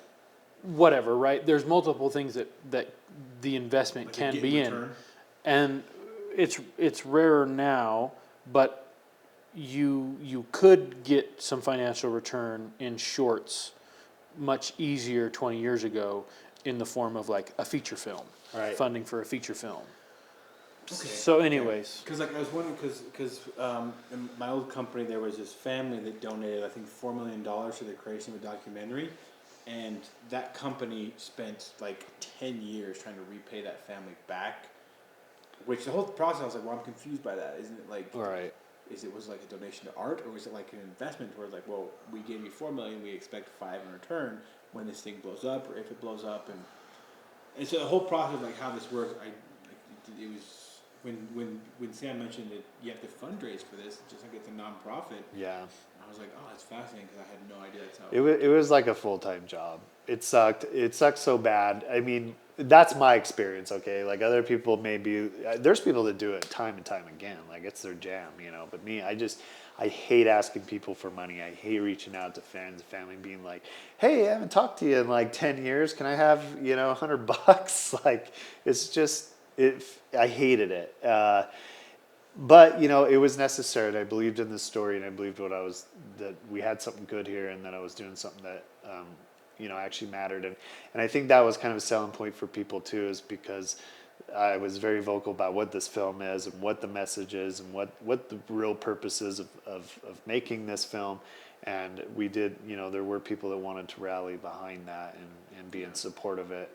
And so we did get a lot that way. We had one person put in like $2,500 which, you know, is a pretty big donation. We had a few of those, but this one in particular, we didn't know her at all, but she was very like, what's the word, humble and modest with things, but she just said, she goes, yes, this kind of stuff happens. These kind of people need to be aware about this. We can never not talk about this enough. And that's all. She didn't really elaborate. I don't know if she was FLDS or knew people, but it was inspiring to her enough that she was like, yeah, make I this. think you must have done a good job fundraising, because you're not fundraising for JC. It's like you're fundraising, especially like this character-driven piece of a specific vulnerable population who maybe suffers in silence. Is that you're fundraising for Mollies, and not just Right. Mollies like Molly, your character in the film, but Mollies who All the Mollies out there. yeah, that may see the story and be like, that's my story. Yeah. That happened to me. I was in a chance where I could have done Right. X, Y, Z. I didn't, or maybe I did, and like I found, like in my case, like I hate fundraising too. I hate it. But when you kind of get, and you have to like get out of the mindset of like, well, I'm not asking money for me, and think about the people that you represent and telling their stories and having Right. them not connect with you, but connect with them and what they could be. Right. It still sucks, but it makes it a lot more bearable. Yeah, and it was nice to see from certain family and friends, you know, realizing which ones of them believe in you, and you know, and I know not everyone was financially in a position to help, and so I wasn't judgy on anyone that was willing. I was just happy anyone was willing to give me anything, whether it was $1 or not. So, but you know, it was nice to see like those that believed in you and support you and wanted to see this thing through, you know, without any real investment on their part. Just donations, really. You know? Yeah. Well, and it's tricky, right? Like, as a filmmaker that also wants it to get made, it's like, okay, well, am I going to donate any of my own money to it, right? And I just don't anymore. I used to, but I had a film that I think I put like $6,000 into it, and still haven't seen a cut of it. Still will not be given a copy of the film. What? Yeah. Like, Can you name drop here? No. I'm not going to, because I like the individual. However, it was pretty fucked up. And no one else, at least that I'm aware of, got a copy of the film. So they robbed you. But they took it and they did their own thing with it, and put their own version into festivals. And I've asked for a copy of it, and like I just go, communication just goes dead when I ask for it. Are you allowed to like say that you worked on it or no? Yeah, Okay. yeah. Like, and Is it on IMDb and stuff? Yeah, and I'm credited, you know, but so anyways, I'm like, great, lesson learned. I'm never going to give money to another filmmaker to make their film. Unless I am willing to go, I believe this in enough that if I get shafted again, I will be okay. Like, that will be my choice, right? So with Sweet Molly, I didn't necessarily donate any money. I don't think I did. I can't remember money-wise. Dude, you've done a lot for Sweet, especially after filming too with the festivals. You've put in I suppose I quite a have bit put of some money with festivals, more than I had budget for. So without your help, we probably wouldn't have gotten into the festivals we did. But of them, so. and I guess how I offer that, right, is like, I have a shitload of equipment, and so I'm like, okay, well, if this is going to help get the film made, and I really want to make the film, here is one less barrier now to support, right? So that's another way that people can offer support to get a film made. Like, they can donate Just their time, donate equipment, right? But at the end of the day, money still is needed, regardless of how many free give outs that you give. Like, money is needed for all sorts of different reasons. And I know I'm broke, I know I'm poor, and I don't know super wealthy people that are just going to give me money. So I knew that I needed to do a film. I needed to do something that people could rally behind, that's something that people enjoyed or were passionate about, and that would land, you know? And so hopefully with the new projects I have, people can now see my work and see something recent and know what I'm capable of doing, and hopefully it's a little easier trying to get some of these other projects off the ground. But yeah, it's a difficult process, dude. Raising money sucks. It's tough, dude. So, and we've talked a lot about Sweet Molly, and I want to have a. Anybody have any money they want to Yeah, give if you us? have money, samsargent.film. The new film is going to be awesome. Well, okay, I am let's so go there excited. because I have a couple questions before we finish up. Our Yeah. buddy here has meeting. We're filming this at 7:30 at night, and I eat at 5:30, so I can't imagine. I'm getting hungry. But okay, next project. Tell us about the next project. Sam has given me like a little a taste, and he just is like, you're gonna love it. And it's not intrigued because I'm a fan. Right. I follow him on Instagram. Right. We'll attach his handle. And obviously I've seen Sweet Molly. So what is for you and your ascension? What's your next? Dude, I am so pumped about this new project. I mean, I was pumped about Sweet Molly, but this is just another level, I feel like. The story was actually, I won't try to blabbermouth on this too long, but the story was first written by my wife. She's an immigrant from Brazil, and she's, suffered abuse and trauma and things like that herself. And she wrote this story, and I loved it, and it really deals with depression and trauma and suicide and sex abuse, and it's a heavy script. It's a short, but it's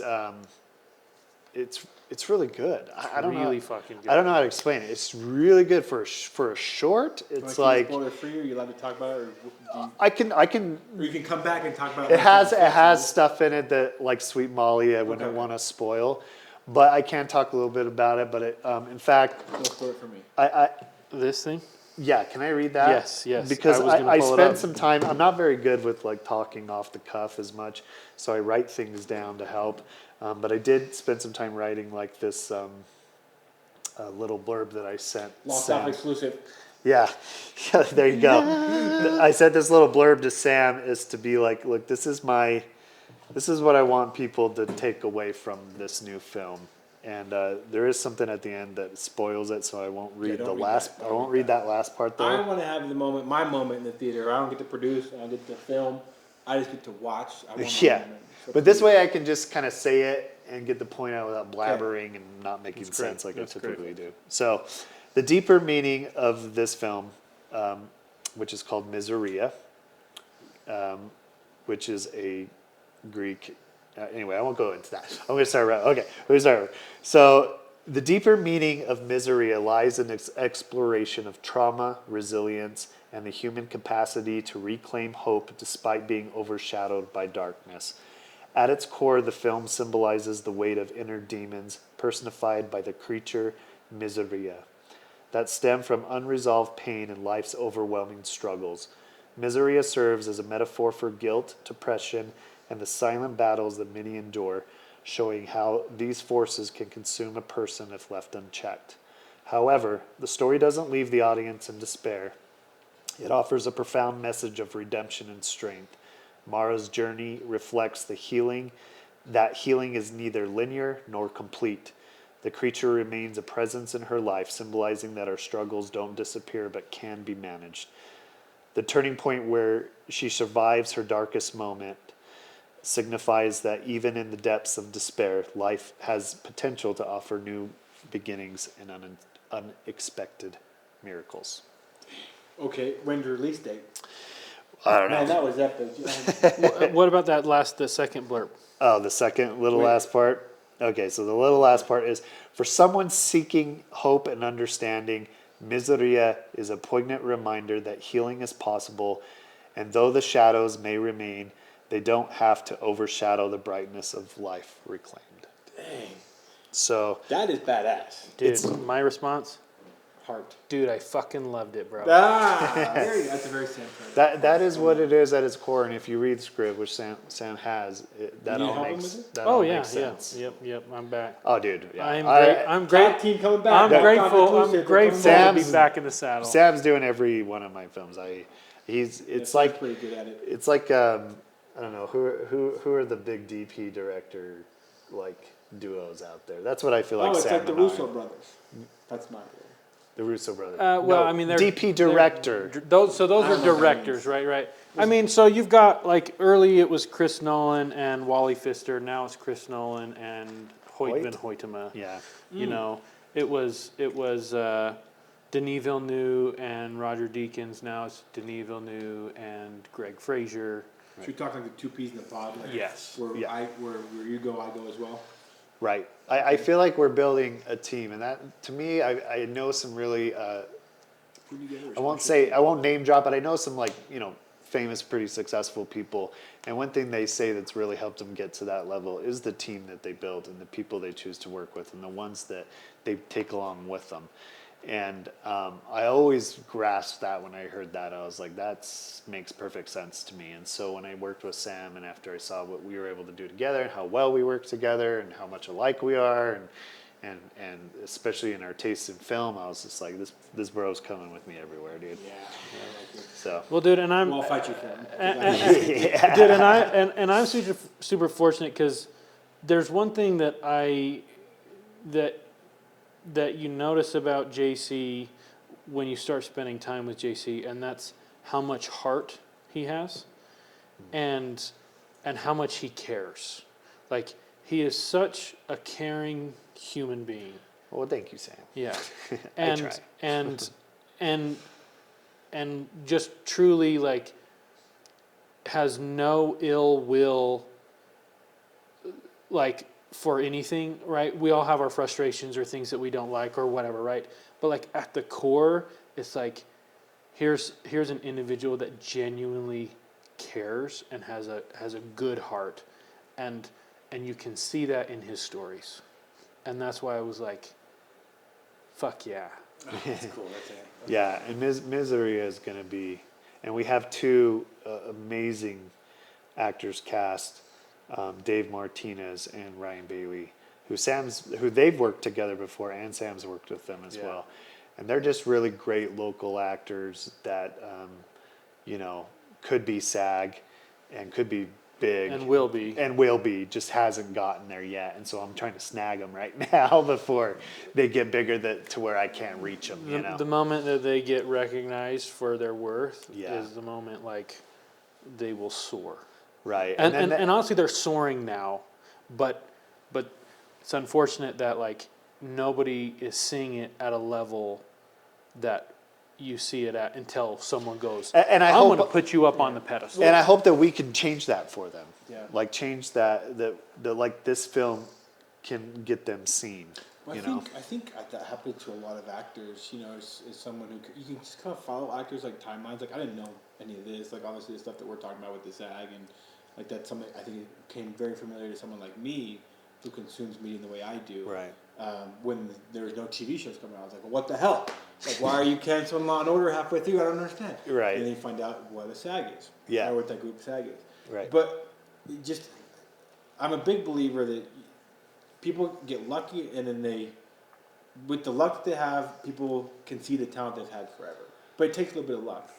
And so if you follow like the career of like one of my favorite actors, Pedro Pascal from Narcos, from Last of Us, from Mandalorian, all these amazing things he's been in. If you follow his IMDb prior to Game of Thrones, I've never heard of any of that shit. Right. He had a cameo, I think, in Law and Order Special Victims Unit like 21 years ago when he was like a 29-year-old kid.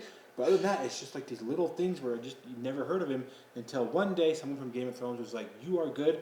I'm gonna put you at Game of Thrones." Right. Next, you know, he's in Narcos, he's the Mandalorian, and now he's arguably one of the biggest actors of all time. But he had his shot. He put in the work for 15 years, got his shot with a big time program, took advantage of it, Right. and now the rest is history. Yeah. Yeah. So yeah, it's an interesting kind of way how those different from a director and an actor's dynamics work, because an actor's waiting for their one film, their one shot, getting the right role, and a director's just waiting to tell the right story and to just get the right story out, that really grasps people. So it's kind of interesting, how those two mediums come together. Well, and it's funny because like I guess maybe it's 10 years, maybe it's a little over 10 years now. it was the first time I worked with Dave, who's going to be our lead, and that was the first project that I got to work with a cinematographer who was like a cinematographer and not like, and I don't mean this like in a demeaning way or something, but like a videographer that just is shooting and covering everything, right? But a cinematographer who is very specific and detailed at revealing the story, right? And Owen Kent, shout out to you, my guy. He was the cinematographer on this project, and I had been working alongside him at this department that we were working at. But I was like, "Oh man, this is the next level. This is what I want." And Dave was the lead actor in that, and Dave was doing something that I hadn't seen anybody do, like in a local, like firsthand experience from an actor, and I was like, "Oh, these are very talented people." Now, fast forward, Dave was in my first feature film that I ever shot, and I've worked with him on a handful of projects. And anytime Dave's on a project, I'm like, we're in good hands, you know. So I got a big place in my heart for Dave. Like, he's such a stud, and he's going to do incredibly well. He'll do good at this role. He fits that character pretty well. And the same with Ryan. Ryan I met on Mythica, the first feature, and was just stunned by her performance. And she just like barely started. And it was like, what? That's cool. Like, people have been doing this their whole life, and they're not even at the level at which you just... She's a natural. Like, that you just performed. She's so good. So good. So we're very grateful to have them on this. Yeah. What is interesting about Ryan is Sam recommended her to me because I sent him the script and I hadn't really thought of anyone. He's like, you should look at this one, and I saw a photo of her and I was like, oh, she seems like I could see that. And I was like, oh, she did Mythica. So then that night my wife and I watched Mythica, and after we watched it with her in it, she's like, I can't see anyone else playing Mara. That's our lead, and that's the lead character's name in this new film. And she's like, I can't see anyone else. I hope she takes it. And I sent it to her, and I didn't hear back for a few days, and I was stressing. I'm like, oh, she doesn't like it. But then she came back and was like, yeah, absolutely, I am so down. So I was pumped because I knew, especially if my wife, who wrote the story, you know, because I adapted it to the screenplay and everything, but she actually like kind of developed the characters. And if she's telling me, oh, she's 100% it, and I'm feeling that too, yeah, I think we lucked out getting her as our protagonist. So when do you start filming? I want to. It depends when we get money. I want to film like May, like just right at the end of spring, beginning of summer if I can. But right now I think all we got is like $1,000. But we need at least 10 to 12K, and then and we can double that possibly with another connection we have if we can raise that. So. Well, we'll promote it. We'll attach it in the show notes if you have like a GoFundMe or Kickstart or any other platform you have. And if we don't have anything of that set up, like a Venmo. Yeah, Venmo account. We'll attach that just so that people can donate. Because, I mean, obviously, with both of you, it's obvious that Sweet Molly means so much, and just such a part of your story as creatives, as friends, as professionals. And it sounds like this next, I'm not going to say it's going to top Sweet Molly. I mean, that's the right comparison, but you're equally passionate about it. You have a love for it.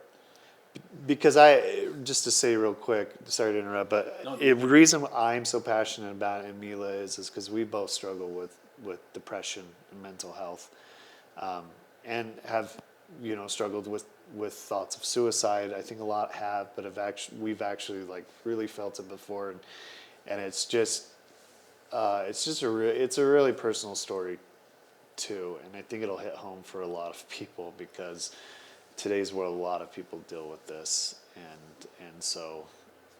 Yeah. The timing of it, I think, is awesome. Like it's interesting that we're having this conversation today because like a couple of days ago it was International Depression Day, where a lot of people name of like, hey, I have something from depression, I do all these different things, and I think I told you this story, but like this year, Joe, Sam and I we watched Logan to start the year. We talked about we met up and doing the podcast and Sam asked me, he's like, well, how'd your New Year's go? And I was like, well, it definitely, it wasn't what I expected. So in our foundation, we have a lot of women and girls who have a lot of trauma. and you know better than most that being an immigrant to the United States is very hard. Yeah. The language is hard. It's an expensive place to live. And there's a family that's part of our foundation who's been in the States for about 2.5 months. And so you wait, you're doing your migration to the States, you get here, there's the documentation, there's the work, and there's the school. And on New Year's, one of the girls in our foundation who's 14 years old, she calls me, or I call her, and I'm like, hey, I found this really good place that has really good shrimp at Longhorn Steakhouse, and I don't like shrimp, but that's the only shrimp I like. And she loves seafood. I was like, hey, can we? It's amazing. It's good shrimp. Longhorn Steakhouse, please be our sponsor. Steakhouse. And I was like, hey, I'll call this girl Lois. I'm like, hey, can I take you to get some shrimp? Start the new year right, talk about some goals and all these different things. And she's like, yeah, I'll be ready. So at New Year's Day, I go pick her up at her house, and you can just tell, like, when you walk in, you see somebody, they're just really trying hard to hold together. She had that look on her face. The instant I walked in the house, I was like, something's not right. Right. And so I pick her up, drive, head to Longhorn Steakhouse, and she's just like, I tried to, like, things are hard, like I don't understand English. The kids they're treating me different because I'm brown. And so she's like, I have this gift card that someone gave me for Christmas for $20. I almost snuck out of my house last night to buy a rope at Walmart to hang myself the next day on New Year's. And so she broke down crying. I wanted to cry, but I had to hold it together in that moment. So I pulled over, we just talked, we hugged, we went and got the shrimp, and it was just scary, because she has the trauma, she saw things, she experienced things no 14-year-old kid is supposed to experience, and depression and suicide, like, they really are just these. Just coming off of your story, they're monsters, and they're close, and sometimes they're a little too close, and they feel like that they might take control over every part of their existence, and they almost did, where this 14-year-old girl debated sneaking out of her house to hang herself. Right. And it just takes one bad day, and she's no longer with us. Yeah, it's what do they say, permanent solution to a temporary problem. Yep. You know. And so I think the story, is the one that you're trying to share, and obviously the personal experience of you and your wife. I just think of, like, this little girl, because it feels like it represents a lot of, like, these monsters that she's too young to name. Yeah. But she feels. Yep. And these monsters almost act as comfort, you know. Yep. That's how Mila described it to me, is that, like, miseria almost becomes what you're familiar with, and it almost becomes this monster is your comfort now, you know. It embraces you, and because you're familiar with it. Because you're familiar with it, and it, you know, and in this film, this new film we want to do, just, I guess I can give a little more context to it without spoiling it, but Mara, our lead character, suffers sex abuse as a child, and can't have kids because of it, because of damage to reproductive organs, is what she's told from the doctor. And so this has created a lot of trauma for her, and there actually is a scene written in it where we kind of go back to Mara as a kid and kind of see her in a position, in a how do I explain it? We see her after the abuse has happened. We never, of course, never see the abuse.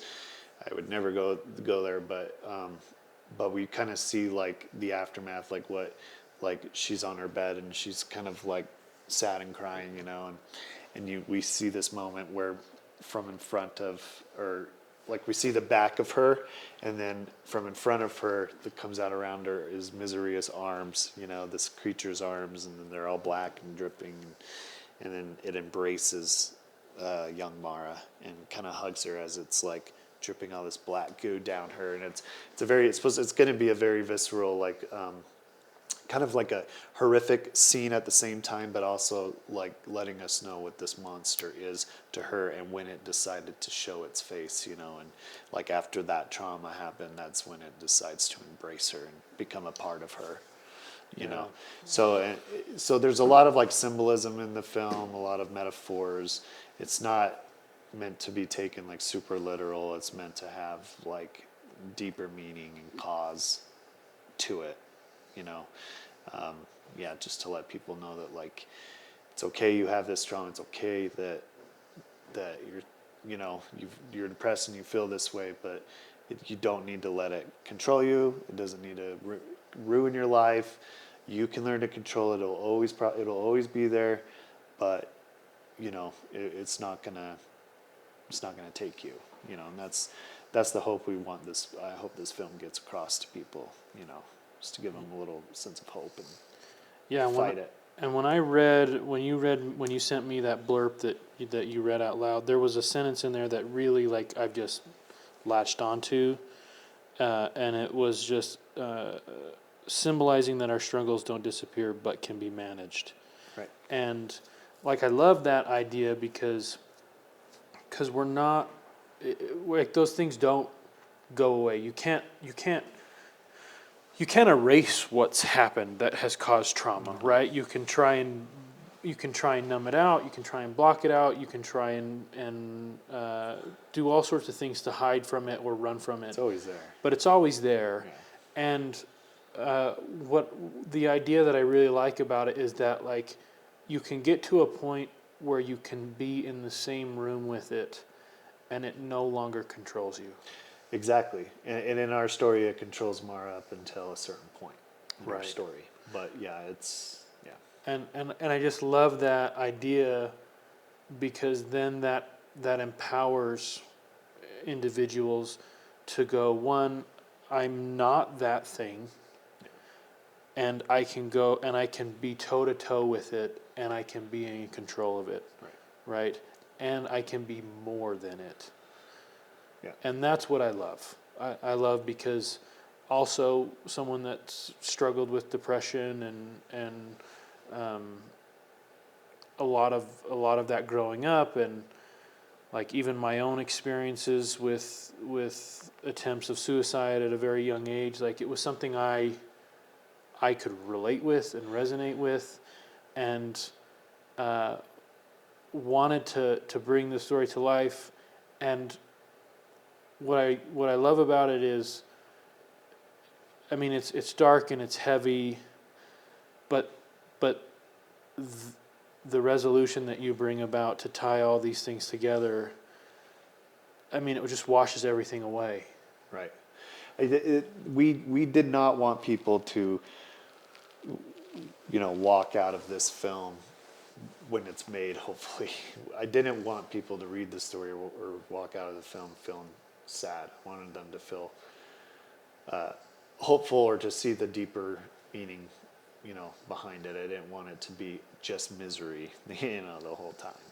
So it was important to us to like spread that message, you know, and not just be like, oh yeah, life really sucks sometimes, you know, and then that's just how it is. But we wanted you to be like, yeah, it does really suck sometimes, but it can get better, and there will be better days ahead, you know. Yeah. And like I'll also say like, right, and it's a story that deserves to be told, and we want to tell this story, and there's the limitations, and one of those is money, and one of the reasons, and money is not always the answer, but one of the things that money helps with is it can help us create a world that will lead us to the underlying message that we're trying to tell, right? And do it in a way that it feels real and it feels tangible, right? And those things help build that.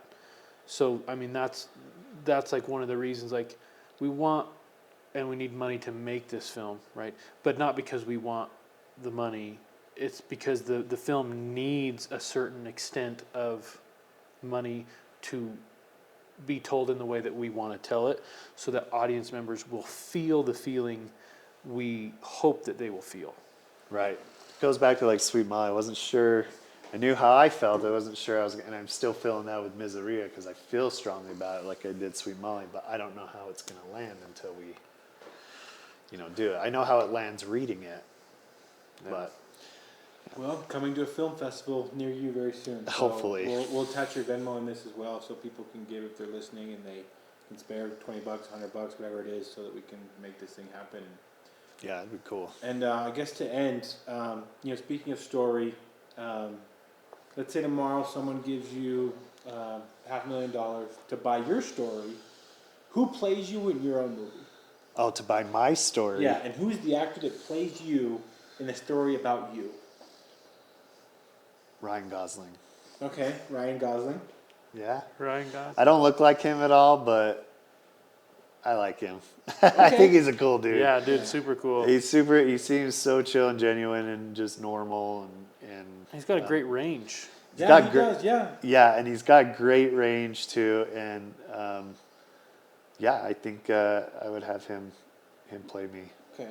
Yeah, I like went him. strictly on appearance. I think that Charlie Hunnam would be a great actor to play you. Do you know who that is? Yeah. Oh yeah. Okay. Dude, Charlie's rad. I love. Oh man, Sons of Anarchy. Yeah, was there you go. such That's a- what I was like, look at the picture. Yeah, I was working undercover when I was watching that show, and Really? we had dealt with biker gangs and some stuff, and I was way into it when I was watching it, and it was cool. I thought it was such a good show, and I was like, yeah, that's how these bastards are. Yeah, it's just badass. Well, there you go. Either if in a couple of years when your story's big and people buy your story, if Charlie Hunnam or Ryan Gosling is available, pick the guy. But man, just thanks for coming on the podcast. Like, it's so cool. No, thanks for having. This is fun, just chilling and talking about this. And stuff, it's such a good someone who's like, because I don't know these stories, and our audience obviously many of them I assume that haven't seen Sweet Molly yet. I hope it gets their ass to a film festival. Yeah. But also like just know like what it takes to make a film. Your guys' motivation behind it, the sacrifices you both made to make it happen. Like for me, it was reflected, and yeah, like the film festival I went to. I mean, it was obviously the best one. Obviously. Yeah, it was a good fest. Yeah, and I was really impressed, and Yeah. I hope you come back once Misery is out. And Oh yeah, dude. we can talk about spoilers to I hope so. have I a really. debrief. It's not like we need like a debrief after that. Oh, we will, for Misery. sure. I really hope to make it. I have a feature too that actually some a studio is looking over. So we'll see if that goes anywhere. But that's my next big thing. But as far that's bigger than a short film would be this other film called Dark Astral that deals with astral. That's a whole nother podcast. That's a So crazy. you'll come back. I could come back. That's We a crazy. should do another one on Dark Astral. How do I get a hold of it? I haven't seen it.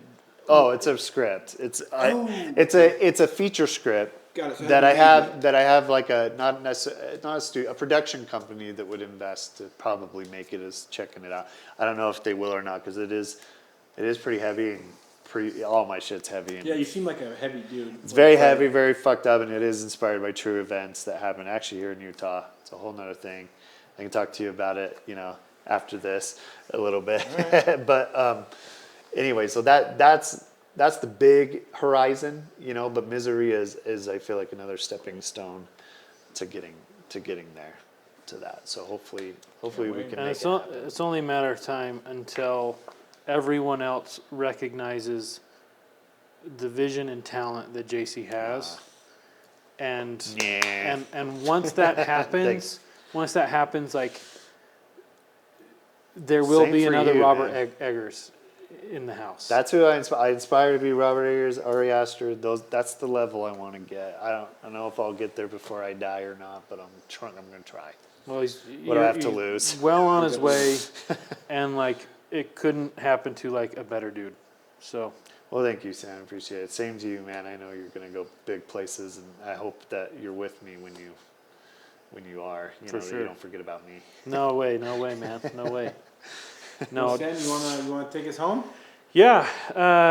Well, yeah. Thanks again, JC, for coming on board and talking through Sweet Molly. A little bit of your story. I mean, we didn't even go through your Yeah, he leaves that nugget at the end where he talks about going undercover with biker gangs. Yeah. Oh yeah, there's I could go a whole lot more. Well, you have but to come I have back a then. lot. If we want to go about cop, I have a whole bunch of crazy cop stories that I was involved in. I don't know. And that's I'm why, a big book. Well, and that's why I think he's such a great storyteller, is because he has seen and experienced like the highs and lows of reality and life and things that people just don't think about or are shielded from or turn their head from, don't want to believe in, right? Both good and bad.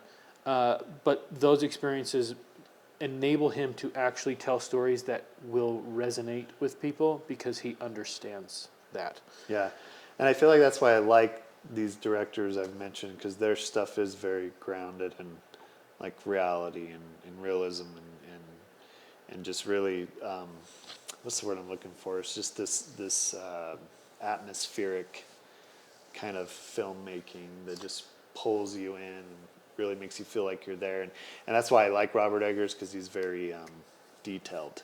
Like he's very detail oriented, and that makes a difference. Some filmmakers aren't like that. They see past that.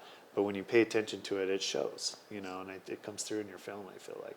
It does in his. Well, and not to just keep running long, but JC was like, and probably the most detailed director I've ever worked with in listing out everything. There was a shot for every moment. It was to the T of when we're here. It was all intentional. And that is why, that is the shit that gets me excited as a filmmaker, is being intentional and making something to lead you somewhere. Not just, let's do something cool. That's fun, right? But it's like, no, I have a story and this is the way I want to tell it. And I'm very specific on how we get there. And we are committing to choices that lock us in this direction. And that, when you look at all of the high profile filmmakers that everyone just goes, wow, these are auteurs, right? And you go and you break it all down. It's because they are intentional filmmakers. They commit to choices and they see it through. They don't just, well, let's see what happens in the editing room floor. Let's just throw 12 cameras on it and capture it and see what we can get. It's like, no, single camera, here's where the camera goes, and here's when it goes there. Yeah. And that is that to me is what I want to work with and work along in my career. And JC was that way. And that's why Sweet Molly, in my opinion, is my favorite project that I've worked on, because it was so specific and so intentional, and it was just going in to tell this story. And the film's so contained, it takes place in 12 hours, right? And there's world building, but there's not all this world building that we spend time on. It's all very grounded. When you watch it, you can get a sense on what's happening, right? But it's this moment in time with this character, and here's what's happened, and here's what she's going to do about it. And then here's the results of that, right? So anyways, he's very good at that, and I'm excited to just continue working with that. And that's been the same with Miseria. I mean, he's like, here's the script, and then I haven't read it yet, and he's like, don't read that version, here's another detailed version. And then he will read that script, and I haven't read it yet. Don't read that script. Here's a better detailed version. I feel bad. No. Dang, Sam, I need to just wait. I need to write a script and be like, okay, on my 10th one, I'll send it to him. Well, but it's good because he's also asking me for feedback, right? But sometimes I'm slow to getting to that. So thank you for your patience. I know. I'll be like, he hasn't read it yet. That's all right, because I got a new one for him. Yeah. So anyways, he's very, very meticulous and specific, and I enjoy that. And that's why I thought, and he inspires me, and that's why I thought he would be a great guest, along with you, on this Locked Off Logic podcast, to just talk about stories that inspire us and people that inspire us inside and outside of the theater. Yeah. And thanks for having me. I really appreciate it. This has been fun, dude. Well, get used to it because we're going to have it back. It sounds like I get to have you back for the cop stories, Miseria, and hopefully when you're famous. Bro, next time I come back, I'm going to have a 6-pack. Deal. Okay? What's this? Wine? No, well, just my little 6-pack right here. Oh, okay. Yeah. And that can loosen up a little bit. Maybe it'll be a little warmer. Yeah. Maybe it'll be a little warmer. Maybe I won't have rock tit going on, It's cold up in this bitch. I like the cold up. Isn't there something like that? Oh, man. So anyways, well, thanks for joining. It's another Locked Off Logic exclusive, JC McNaughton. I'm your co-host, Sam Sargent, Tyler. and be sure to tell someone that you love them. Signing out.